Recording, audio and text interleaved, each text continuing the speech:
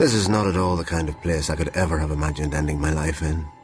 40 houses, a hotel, 2 churches, a fish and chip shop, and what might be the last public toilets before Antarctica. I was born on an island the same size but most of the world away, so I suppose it rates as some sort of coincidence that the person who walked out of the stall as I stood doing battle with the hand dryer the Tuesday of last week was a man who had once threatened to kill my brother. He didn't speak. He didn't so much as pretend to wash his hands. By the time I had managed to dry my own, he was long gone. Which reminds me, there's never any soap in the last public toilets before Antarctica. I would complain, but there's no one to complain to. Anywhere. On the back of the door of the stall that the man who didn't wash his hands came out of, a message has been scraped into the paint. Meet me here at 3 p.m. Good time guaranteed. Skeletal letters. The bare bones of the desire of the last person to cottage there. A body could waste away waiting. There's an overpowering smell of lilies through the slatted window high up on the wall. Lilies and seaweed. The ocean begins 20 feet from the door of the toilets. Behind the building is the road at the side of which the lilies grow. You've never seen lilies like these. Scores of them, head height, pistols pointing. Meet me here at 3 p.m. Good time guaranteed. This is not a joke. A little way down the road, past the stand of lilies, is the fish and chip shop where for $6 Australian they will reach out the back into the ocean for a fish to gut and fry while you wait. It's closer to conjury than cookery. A girl with braces on her teeth batters a striped trumpeter for a neighbour she hasn't seen for all of 10 days. You been away? Sick. That's too bad. Yes. The trumpeter sizzles. She shakes the basket. To her left stand tanks of crab and lobster and fish that might have been invented by Andy Warhol. Sea water, the South Atlantic, laps under the wooden slatted mat overlaid on the concrete floor. In the visitor's book, a woman from Surrey in England has written that this girl could learn some manners. She is 16. She is not bored, not exactly. She looks like all 16-year-old girls working in chippies the world over. Only her hair smells of striped trumpeter, orange ruffy, blue morwong. At home, the television has 2 channels. The radio will not pick up FM. Small, large, or extra large, she asks. Large, the neighbour says, and the girl allows a scoop of chips to slide into its paper pocket. On the far side of the narrow peninsula from the toilets in the graveyard, which the girl passes twice a day, every day, lies Lucy Blizzard, who died a long time ago, aged 24. Beloved by all, the tombstone says. I envy Lucy Blizzard, even if I am a little afraid of her stillness, her never-any-moreness. In another part of the graveyard, it is whispered, is the grave of a British Army officer put to death for loving his Aboriginal manservant. Loving isn't the word the whisperers use. I have looked for the headstone without success. Time and the saltwater air have seen to it that the slate is wiped clean. Nobody can tell me why some names fade and some names look as fresh as the day they were cut, like Lucy Blizzard's. Nobody can tell me where the manservant was buried. If he was buried. I could not tell you any more what I am doing here, spending my days wandering between graves, smoking cigarettes outside the public toilets on the shingle shore of this island where rainforest and surf beaches and volcanoes and farmland are thrown together like the offcuts of continents. The mobile library rolls around every Wednesday. I am allowed 3 books and I ration myself to reading in the mornings and between the evening hours of 6 and 8. From 9, and for as long as I can afford, I drink beer in the town's only hotel, one side of whose bar is the town's only betting shop and satellite receiver. Races from Melbourne, Hong Kong, Dubai, horses and ponies and sulkies. I have seen camels racing, for God's sake, their child riders tied onto their mounts. Maybe there is a virtue in just 2 channels. There are no doors to lock in the public toilets.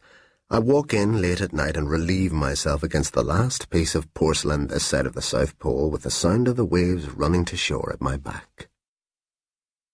I find myself wondering about whales and urine, about Lucy Blizzard and the executed army officer. I find myself wondering about home. Sometimes a coach will arrive and park outside the toilets. The passengers disembark and go inside, and when they come out, complaining there is no soap, get back on board and drive the short distance to the fish and chip shop. I try to ensure that I am on hand for these visitors. Distraction for me, rather than guidance for them. A guide is not required. The butcher shop is marked butcher, the souvenir shop, souvenirs. The chairlift signpost is the only other signpost in town. The chairlift is what they come here for. The chairlift is what I came for. From the top I was told, you can see halfway down the island. Rainforest and volcanoes and beaches out of office workers' dreams. Halfway is perhaps an exaggeration. Still, you can see smaller islands a day's boat journey away, even now. The soldiers and convicts who were the first European inhabitants spent 2 years on these islands before they were able to reach this part of Tasmania. Lucy Blizzard died 3 years after the first settlement was raised. Who knows why she was here? Poor Lucy Blizzard. Many of the names still legible on the headstones are the names I hear spoken every day in the town, but there are no Blizzards that I have heard. The girl in the fish and chip shop is called Lorna. A boy comes into the shop to see her one night when I am there. He wears a washed-out T-shirt, Guns N' Roses. I have seen him on the jetty where I stroll occasionally to watch the trawlers come and go with their pop-art catches. He bids Lorna good day. Lorna shakes the chip basket a little more energetically than normal. Small, large, or extra large, she asks me. I start into my meal before I am anywhere near the house. I have finished 2 of my 3 books and it's only Saturday. I am going to the hotel early tonight. I look back down the road and in the lighted window of the fish and chip shop I see Lorna and the boy in the Guns N' Roses T-shirt facing one another across the chrome countertop. A long time ago, I lost a bet with my sister about the forename of the man this island was named for. Abel was the correct answer, the Bible's first murder victim.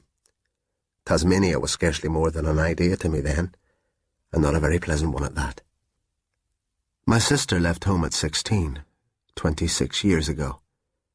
We had a postcard, maybe 25 years ago. A koala up a eucalyptus tree. Don't worry, my sister wrote. I'm doing fine. Letter to follow. My parents set the postcard behind the clock on the mantelpiece, but no letter ever followed. My parents are dead.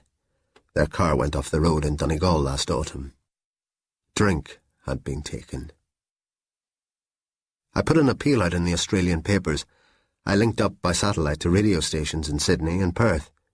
When the funeral was over and the last of the relatives had left, I got on the computer and booked myself an open ticket. That was October. Now it is May, and I am in Tasmania. The man who once threatened to kill my brother was here on a World Bible College bus tour. I found this out some days after I had seen him leave the stall of unrequited lust. I was in the hotel. A guy I had seen once or twice before, half a nose, no thumb on his left hand, started up a conversation. It was my accent, he said. Yes, same as several of the men on the bus tour. My brother was killed by someone else in the end. It was the way of the world in which he moved. There was never any shortage of people willing to point a finger or to pull a trigger. My brother was not a good man. I don't know if my sister knows he is dead.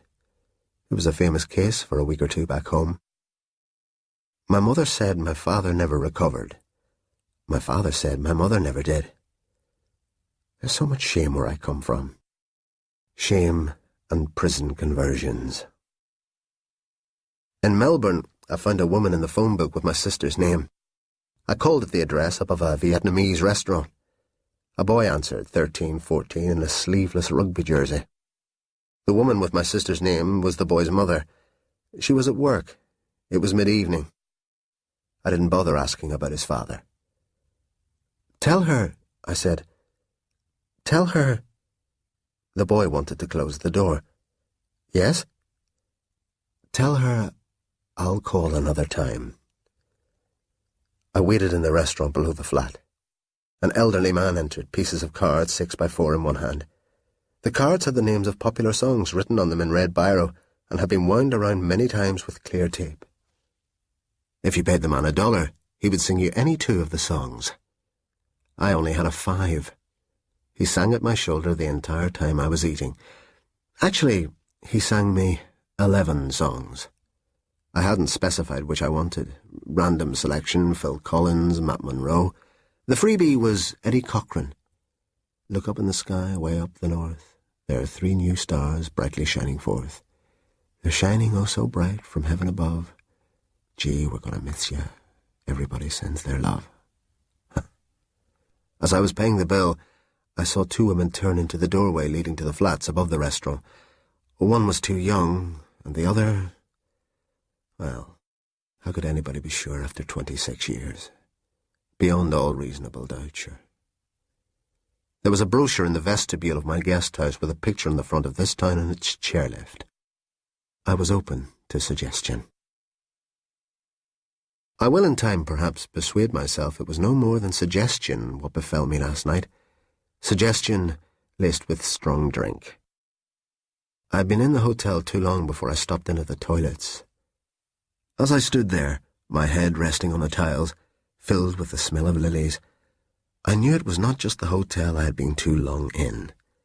It was the easiest thing in the world. I was suddenly so tired of to walk out of the toilets, across the 20 feet of shingle shore and into the sea. A stretch of the legs, my father used to say. I said aloud. The sea was still and as cold as clay. With every step, I seemed to shrink a little more. I imagined somewhere inside me a single point of light, the light that entered my eyes the moment I was born. I was walking out, and I was walking in towards that light. A step beyond that, nothing but black. Then the sand went from under me, and my head, without my willing it, pulled in the opposite direction, and where before there had been scarcely a ripple, I saw her rushing towards me, her arms outstretched, her hair a wild froth. All those centuries of stillness unleashed. She gathered me into her, pulling me under, and for a moment then, I was looking into the eyes of Lucy Blizzard. They went on forever. I opened my mouth.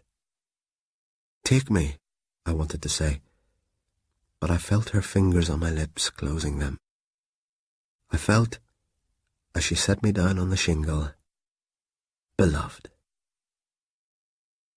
The hotel, the fish and chip shop, the graveyard, the toilets, not the kind of place to end your life in, but to live in, for now. There is another graffiti on the back of the stall door. Practice acts of random kindness. This morning, I bought a bar of soap and left it by the wash-hand basin. Simple, the label says. This afternoon, I will walk to the graveyard with a lily for Lucy Blizzard.